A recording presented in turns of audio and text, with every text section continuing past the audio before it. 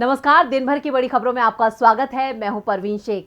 इस बुलेटिन में आज बात होगी पाकिस्तान में चल रहे राजनीतिक घमासान की, देश की सबसे बड़ी पार्टी के अंदर लोकतंत्र पर छाए संकट की। जानेंगे यूपी में भाजपाई कब्जों पर क्या है प्रशासन की नीति, राहुल गांधी के बयान पर बीएसपी प्रमुख मायावती ने क्यों दी सफाई, बात करेंगे शिक्षा को लेकर पंजाब के सीएम भगवंत मान के दावों की, मोदी सरकार में किसानों की बढ़ती मुश्किलों की और बुलेटिन के आखिर में बात हिंदी पर चल रही सियासत की। लेकिन तमाम बड़ी खबरों से पहले एक नजर सुर्खियों पर। लगातार तीसरी बार सीपीएम के महासचिव चुने गए सीताराम येचुरी केरल के कन्नूर में आयोजित सीपीएम की 23वीं पार्टी कांग्रेस में येचुरी के नाम पर लगाई गई मोहर। 2015 से पार्टी के महासचिव हैं येचुरी। हिमाचल प्रदेश में सीएम फेस को लेकर जेपी नड्डा ने किया ऐलान, जयराम ठाकुर ही होंगे बीजेपी के सीएम फेस। पहले पीएम मोदी के चेहरे पर चुनाव लड़ने के बीजेपी ने दिए थे संकेत। यूपी एमएलसी चुनाव में हुई धांधली, समाजवादी पार्टी ने गड़बड़ी का लगाया आरोप। सपा प्रमुख अखिलेश यादव ने चुनाव आयोग को लिखा खत। उत्तराखंड में यूनिफॉर्म सिविल कोड लागू करने के लिए कार्रवाई शुरू, शपथ लेते ही मुख्यमंत्री पुष्कर सिंह धामी ने की थी यूनिफॉर्म सिविल कोड की वकालत। सुर्खियों के बाद बात आज की सबसे बड़ी खबर की। पाकिस्तान में मचा राजनीतिक घमासान अब सुपर ओवर में पहुंच चुका है। पाकिस्तान के पीएम इमरान खान अब पूर्व पीएम हो चुके हैं। नए पीएम का चुनाव कल सोमवार को होना है। मुकाबले में विपक्षी गठबंधन की ओर से पाकिस्तान मुस्लिम लीग नवाज के शहबाज शरीफ हैं, तो पाकिस्तान तहरीक इंसाफ की ओर से शाह महमूद कुरैशी पीएम पद के उम्मीदवार हैं। संभावना शरीफ के पक्ष में ज्यादा दिखाई दे रही है। पाकिस्तान के राजनीतिक घटनाक्रम को लेकर देखिए हमारी ये खास रिपोर्ट। पाकिस्तान में पिछले एक महीने से चल रहा सियासी खेल आखिरकार देर रात खत्म हो गया। इमरान खान की सरकार नेशनल असेंबली में हुई वोटिंग में हार गई। विपक्ष 174 वोट पाने में कामयाब रहा। 10 अप्रैल रात करीब 1:20 पर ये वो वक्त था जब पाकिस्तान की सत्ता से इमरान खान की विदाई का ऐलान हुआ। लेकिन इस विदाई के साथ कई सवाल खड़े हो गए हैं कि अब इमरान खान क्या करेंगे, इमरान का अगला कदम क्या होगा, क्योंकि अभी सिर्फ उनकी कुर्सी ही नहीं गई है, इमरान खान खुद चौतरफा घिर गए हैं। हालात तो ये हैं कि उनके देश छोड़ने पर रोक है, एयरपोर्ट पर अलर्ट है, इमरान के घर की निगरानी हो रही है और पीएम हाउस खाली कर दिया गया है। इमरान खान को नेशनल असेंबली में वोटिंग से पहले हाउस अरेस्ट कर लिया गया है। उन्हें देश छोड़ने से मना कर दिया गया। जब अविश्वास प्रस्ताव पर वोटिंग हो रही थी उसी वक्त से ये खबरें आ रही थी कि इमरान खान को कभी भी गिरफ्तार किया जा सकता है। पाकिस्तान का इतिहास रहा है कि आज तक जितने भी प्रधानमंत्री बने हैं, सत्ता से बेदखल होने के बाद उनके बुरे दिन शुरू हो गए हैं। पाकिस्तान में इमरान खान के पीएम की कुर्सी गंवाने के बाद पाक के हर शहर में जश्न मनाया जा रहा है, तो वहीं विपक्ष के नेता शहबाज शरीफ ने इसे पाक के लिए एक नई सुबह बताया। पाकिस्तान में इमरान की सत्ता का सूर्य अस्त हो चुका है। वहीं अब नए प्रधानमंत्री के लिए आज फिर से संसद बुलाई गई है। इस दौरान वोटिंग की जाएगी। विपक्षी नेता शहबाज शरीफ के नेतृत्व में एक नई सरकार बनाई जा सकती है। पाकिस्तान की सत्ता से बाहर होते ही इमरान खान की पार्टी के नेताओं पर कार्रवाई का दौर शुरू हो गया है। पार्टी के नेता अरसलन खालिद के घर छापा मारा गया, उनके सभी फोन जब्त कर लिए गए। इस्लामाबाद हाईकोर्ट में इमरान खान के खिलाफ याचिका दायर की गई है। इमरान के अलावा फवाद चौधरी और शाह महमूद के खिलाफ भी याचिका दायर की गई है। तीनों का नाम एग्जिट कंट्रोल लिस्ट में डाल दिया गया है। याचिका पर आज हाईकोर्ट में सुनवाई होगी। वहीं इमरान खान के देश छोड़ने पर रोक लगा दी गई है। पाकिस्तान में राजनीतिक घमासान मचा हुआ है। इस घमासान के बीच पीटीआई नेता फवाद चौधरी ने दावा किया कि उनकी पार्टी के सभी सांसद इस्तीफा देने की तैयारी में हैं। जल्द ही इस्तीफे हो सकते हैं। यानी साफ है कि पाकिस्तान में मुश्किलें अभी बनी हुई हैं। मुश्किलें भारत में भी हैं। खुद को दुनिया की सबसे बड़ी पार्टी कहने वाली बीजेपी के अंदर ही लोकतंत्र संकट में दिख रहा है। इस वक्त देश की बागडोर बीजेपी सांसद नरेंद्र मोदी के हाथों में है। पार्टी के अंदर अहम फैसलों को लागू करने से पहले बीजेपी संसदीय दल की बैठक जरूर होती है। बीजेपी में हर बदलाव का फैसला संसदीय दल की बैठक में ही लिया जाता है। तो आप अंदाजा लगा सकते हैं कि देश की सबसे बड़ी और ताकतवर पार्टी का पार्लियामेंट्री बोर्ड कितना ताकतवर होगा। लेकिन बीजेपी की पार्लियामेंट्री बोर्ड में अभी 4 वैकेंसी हैं। बीजेपी का संसदीय बोर्ड वो बोर्ड है जो अपने सांसद और राज्यों के विधायकों के लिए सभी नीति बनाने के लिए जिम्मेदार होता है।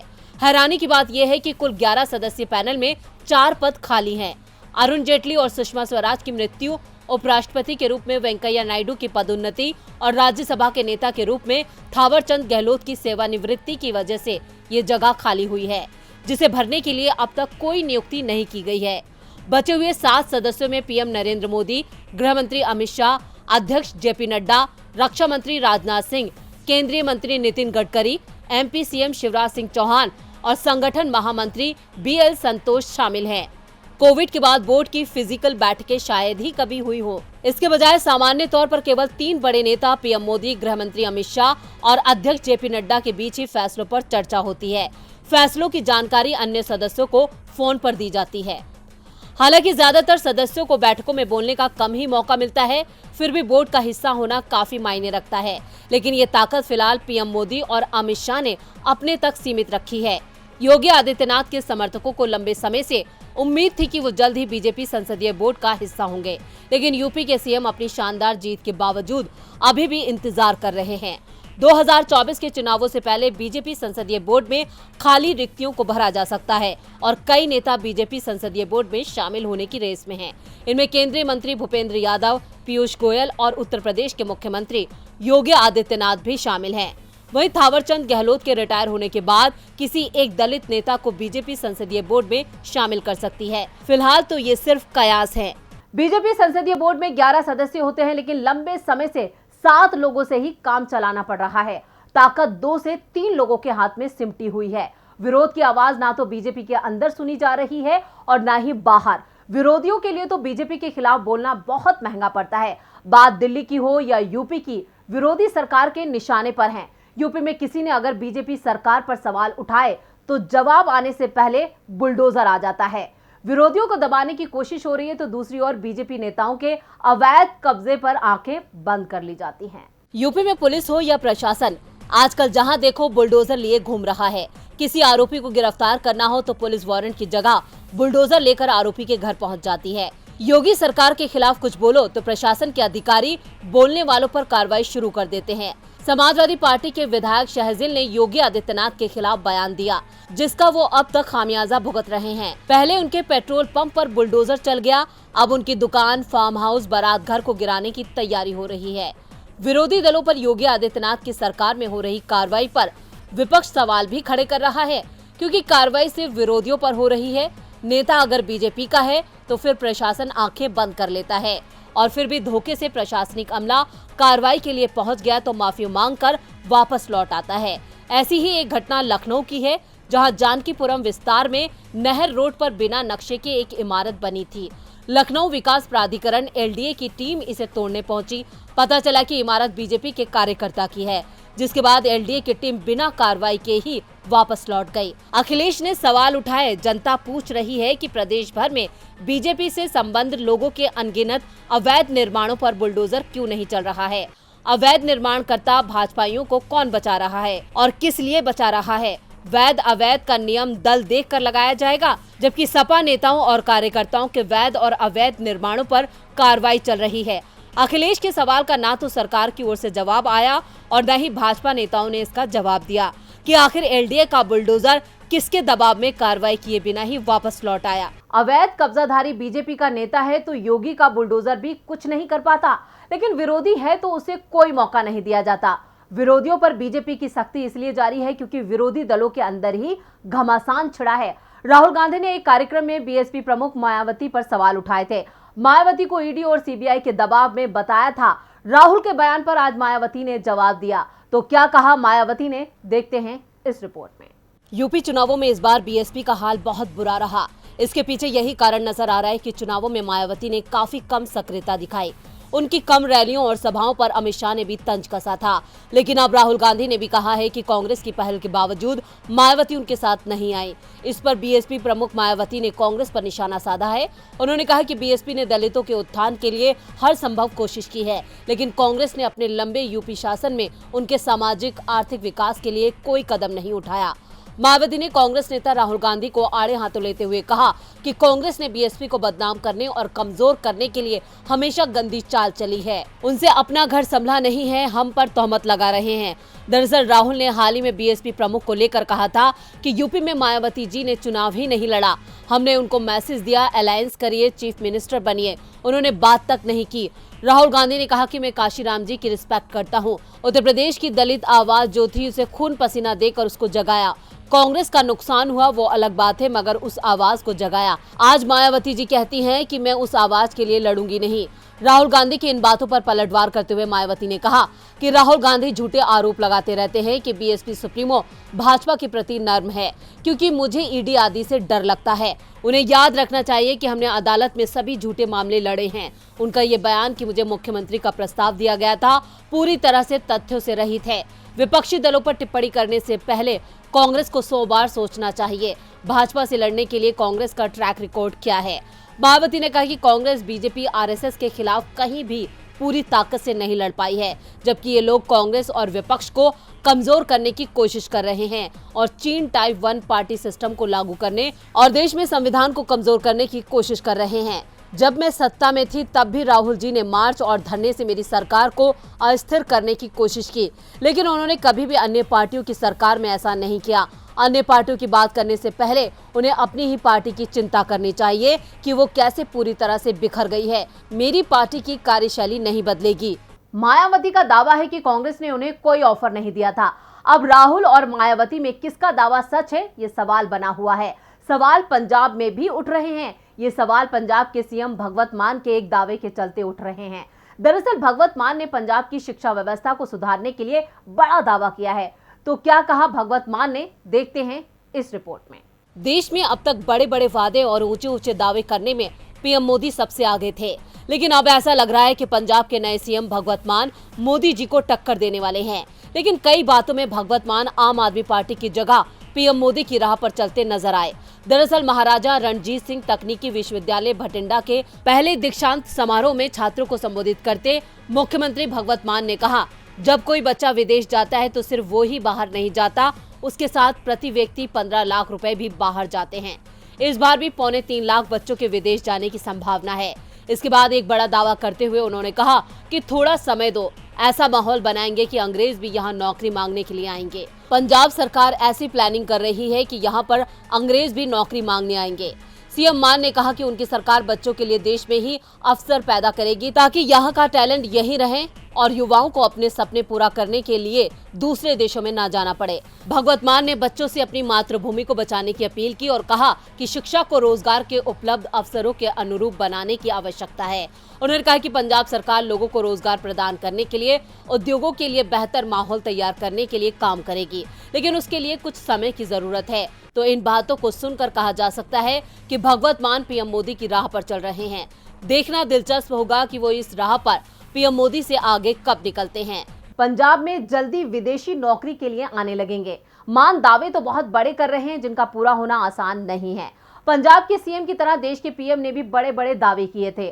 खासतौर पर किसानों को लेकर पीएम मोदी ने दावा किया था कि 2022 तक किसानों की आय दुगनी हो जाएगी। इसे लेकर आज संयुक्त किसान मोर्चा ने आंकड़ों के हवाले से पीएम पर तंज कसा है। तो क्या कहा है संयुक्त किसान मोर्चा ने, देखते हैं इस रिपोर्ट में। पीएम मोदी सरकार एक और जहां 2022 में किसानों की आय दुगनी करने का दावा करती रही है, तो वहीं एक रिपोर्ट ने मोदी सरकार के इस दावे की पोल खोल के रख दी है। संयुक्त किसान मोर्चा यानी SKM की माने तो 4 सूबों में किसानों की आय बढ़ने की बजाय 30% तक घट गई है। SKM की तरफ से ये दावा संसद की एक स्थायी समिति की रिपोर्ट के आधार पर किया गया है। शनिवार को किसान मोर्चा ने कहा, जिस तरह से डीजल, पेट्रोल और उर्वरकों की कीमतों में इजाफा किया गया है, उससे साफ है कि मोदी सरकार किसान विरोधी है। कई किसान संगठनों का नेतृत्व कर रहे SKM के बयान के मुताबिक 5 राज्यों के विधानसभा चुनावों के नतीजे आने के बाद पेट्रोल डीजल की कीमतें हर दिन बढ़ी हैं। चुनावों के बाद पेट्रोल डीजल पर 10 रुपए से ज्यादा की बढ़ोतरी की जा चुकी है। संसद की एक स्थायी समिति ने 2022 तक किसानों की आय दुगनी करने के केंद्र के बयान को बेनकाब कर ये खुलासा किया कि 4 राज्यों में किसानों की आय बढ़ने के बजाय 30% तक घट गई। पिछले 3 साल में कृषि मंत्रालय मंजूर बजट को खर्च करने में नाकाम रहा है। रिपोर्ट में ये भी माना जा रहा है कि किसान मान धन योजना के नाम पर किसानों को पेंशन देने की योजना पूरी तरह नाकाम हो गई है। अब इसके बाद संयुक्त किसान मोर्चा ने सरकार को चेतावनी दी है कि देश के किसान अपने खिलाफ साजिश को बर्दाश्त नहीं करेंगे। किसान संगठन ने डीएपी और एनपीकेएस उर्वरकों की कीमत में इजाफे को लेकर भी चिंता जताई है। डीएपी खाद की बोरी की कीमत 150 रुपए तक बढ़ा दी गई है, जिसकी वजह से अब इसकी कीमत 1350 रुपए हो गई है। अब किसान एक बार फिर मोदी सरकार से आर पार की लड़ाई का मन बना रहे हैं। और बुलेटिन के आखिर में बात हिंदी पर छिड़े घमासान की। गृह मंत्री अमित शाह के दबदबे से हर कोई वाकिफ है, लेकिन देश में कोई ऐसा भी है जिसने सीधे अमित शाह को चुनौती दी है, वो भी उनके हिंदी बोलने वाले बयान पर। जहां कुछ दिनों पहले एक बैठक में अमित शाह ने सुझाव दिया था कि गैर हिंदी भाषी क्षेत्रों में अंग्रेजी के ऊपर हिंदी को तरजीह दी जानी चाहिए। अमित शाह ने अंग्रेजी की जगह हिंदी को आगे बढ़ाने की बात की, लेकिन इस बयान पर उन्हें चेतावनी दी गई है, वो भी फिल्म इंडस्ट्री से। क्या है मामला, देखते हैं इस रिपोर्ट में। देश में मोदी राज आने के बाद से जनता के दो वर्ग बनते दिख रहे हैं, एक मोदी समर्थकों का और दूसरा मोदी विरोधियों का। फिल्म इंडस्ट्री भी इससे अछूती नहीं है। वहां भी एक तरफ अनुपम खेर, अक्षय कुमार, विवेक ओबराय और कंगना रनौत जैसे लोग हैं जो खुलकर मोदी सरकार का समर्थन करते हैं, तो वहीं दूसरी तरफ बहुत से कलाकार ऐसे भी हैं जो विरोध में अपनी आवाज बुलंद करते हैं। ऐसे ही एक अभिनेता हैं प्रकाश राज। प्रकाश राज ने हाल ही में गृह मंत्री अमित शाह को चेतावनी दी है। अमित शाह ने पिछले दिनों ये बयान दिया था कि हिंदी को इंग्लिश के एक विकल्प के तौर पर लिया जाना चाहिए और गैर हिंदी भाषी राज्यों के लोगों को इंग्लिश के बजाय हिंदी बोलनी चाहिए। इस बयान पर काफी लोगों की तीखी प्रतिक्रिया आई है। कई भाषाओं की फिल्मों में काम कर चुके प्रकाश राज ने अमित शाह के बयान की एक क्लिप शेयर करते हुए ट्वीट में लिखा, घर को तोड़ने की कोशिश मत कीजिए गृह मंत्री, हम आपको चेतावनी देते हैं कि हिंदी को थोपना बंद कीजिए।